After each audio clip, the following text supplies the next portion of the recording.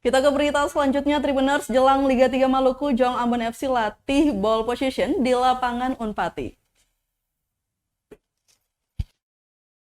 Jelang Liga 3 Regional Provinsi Maluku, tim Jong Ambon FC atau JAFC terlihat menggelar latihan di lapangan Universitas Patimura atau Unpati, Kota Ambon, Selasa 17 Januari 2023.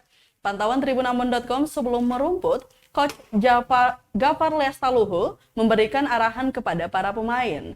Sebanyak 21 pemain turun kali ini dengan menggunakan jersey berwarna biru. Pada sesi latihan ini, Coach fokus pada ball position. Gafar meyakini rutinitas dengan pola pelatihan yang dipraktekkan bakal menambah ancaman tim lawan di Liga 3 Regional Provinsi Maluku.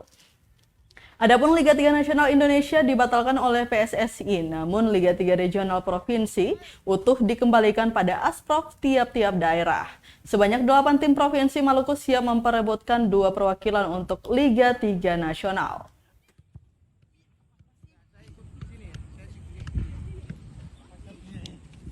Coach kemana? Ini semangat yang luar biasa ini. Walaupun keadaan sakit, tapi ingin datang di lapangan. Aku angkat jempol 4.